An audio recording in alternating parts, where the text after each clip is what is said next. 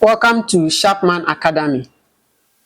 If you want to progress and advance your research writing skills, then this is your last stop. Subscribe to Sharpman Academy. So before I go to today's section, which is how to write compelling introduction, I want to read some comments. This is from Elake. He says, "Thank you, Sharpman, for this platform. I didn't think I could also write my own research project." Another one from Samuel Mensah. "Sharpman, my supervisor was so impressed that when I sent my second research draft to him, he was very amazed." And it goes on and on and on and on. So for today's section, we are going to talk about introduction, how to write a compelling introduction that will make a lot of people get understanding and meanings to what you are researching about. So in introduction writing, you try to familiarize and orient your readers about your study area. So if you are writing on wildlife, you try to give background account on what wildlife is. You explain to your audience to understand the meaning of wildlife. You tell them brief account. You give them account on wildlife so that by the time they finish reading your introduction, they can understand what you try to mean. And then the content that you are providing should be based on purpose and the audience. So you need to make sure that as you are writing, you don't deviate, because you are writing on wildlife. You don't need to be talking about books. You don't need to be talking about economic growth. You don't need to be talking about other things. Just make sure that you stick to your study area. You talk about wildlife. You explain it to them to understand, so that they don't need to read any other publication before they can understand what you are trying to mean. You be on purpose. And then use direct approach. You go straight to your point. You don't beat around the bush. You just give them the information, the needed and necessary information you need to provide for them, so that as they read, they can understand it by themselves.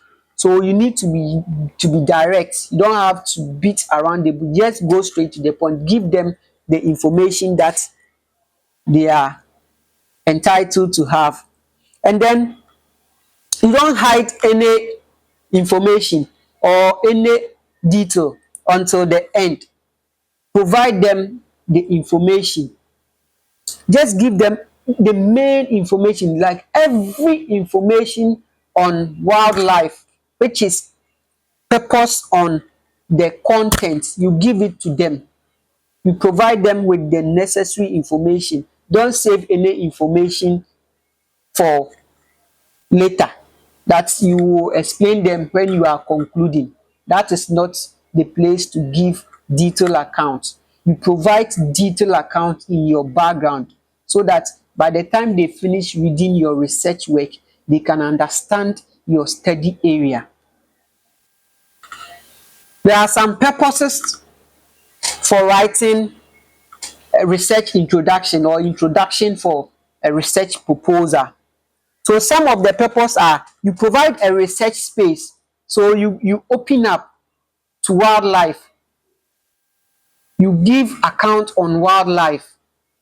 You introduce the audience to your research area where you are researching. And then the aspects, the specific aspects that you are researching, you give a research space for that. And then also you define the knowledge gap. So when we say knowledge gap in research writing, we mean that although most research has been conducted in the field of wildlife, but you've identified a specific aspect of wildlife, let's say conservation of wildlife. You've identified that most of the people are not putting a lot of interest there. Most of the people are ignoring that aspect of wildlife, and you have taken it upon yourself as a knowledge gap that you want to fill. So this is what we call knowledge gap, the aspect that you've seen and you want to address. And you set up your direction. So by the time the people finish reading your background, they should know where you are going. They should be directed. They should be geared toward a specific aspect that you are driving them to. They should know where you are going. You don't just give any information here and there. You should drive them to a specific aspect that you want to cover. Then you provide the focus of your study. You give them the focus of your study. Let them know where you are researching. That is your hypothesis and your research questions. You provide hypothesis. So the hypothesis are the statements that needs to be tested for either they are true or they are false. So you provide your research hypothesis. Then you provide your research questions that you want to ask. So the research questions can be modified into your research objectives, either your main objective or your specific objective. I will do a lesson on how to develop research objectives. Then you provide them with the justification. You justify your study, why there is a need for you to research on wildlife conservation. So you give account on the importance, the reason why more attention should be focused on wildlife conservation. So this is what we call justification. You try to prove to the people that, look, there is a need for us to conserve wildlife, because most wildlife from this specific species are going extinct, and there is a need for us to take a critical look at wildlife. So when you present your research introduction like this, it is going to compel more people to get attracted to your paper, and your recommendations are going to be adopted by policy implementers. So we have some common mistakes that people encounter during research writing in introduction. So during introduction writing, most people try to include unnecessary backgrounds and repetition of information. You will be reading paragraph 1, they will be when reading paragraph 2, the information are just one thing. They are just repeating one thing over and over and over again. That is not how to write your research introduction. You need to provide the necessary information, the key information, the most important information, and the needed information. And you avoid repetition of informations. Then you do not have to exaggerate or understate your facts. Just give it as clear as that, as real on the field. You make it real as seen. You don't exaggerate or understate them. Make sure that the information that you are providing is accurate information. That's all. And then lackluster openness.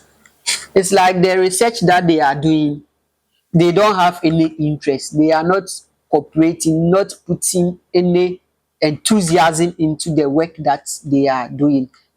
It's like someone is forcing them. If you do research like that, you are not going to attract people, or you are not going to achieve what you want to achieve at the end of your study. So you need to show interest in your field, because this is a problem that you have identified and you want to solve. So if you are not putting any interest into the work that you are doing yourself, nobody is going to put interest in it for you.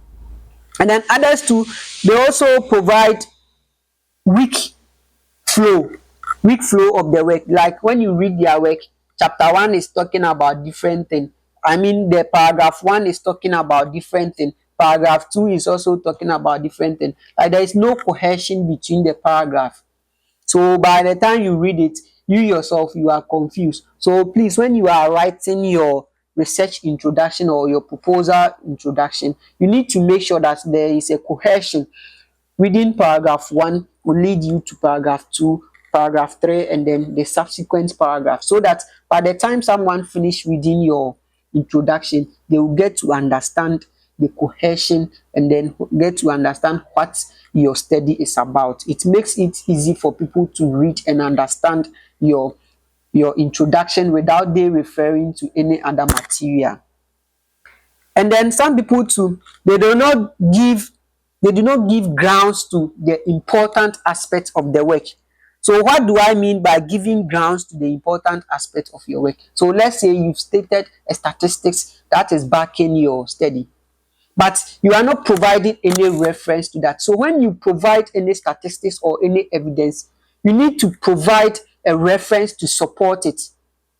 Like let's say you are saying that about 95% of wildlife in the Amazon forest are going extinct. You need to provide evidence to that. Who said so?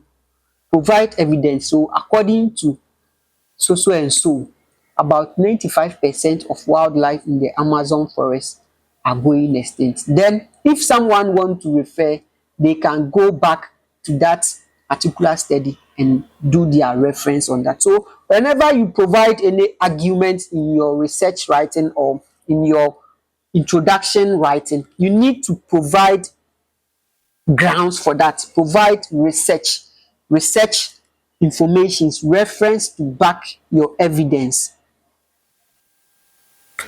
And then your background should be clear and comparing. Like I said, you need to be clear about it. Any information that you provide in your background, you need to be clear about it, and it should be compelling, that by the time someone finish reading your first sentence in your introduction, they are compelled to read the whole paragraph of the first paragraph before they even get to the other paragraphs. So you need to make sure that your research introduction is so compelling that no one could leave it. No one could leave it. So I will end here for today's lesson. Please make sure you subscribe to Sharpman Academy, as we are all going through how we can grow and advance our research writing.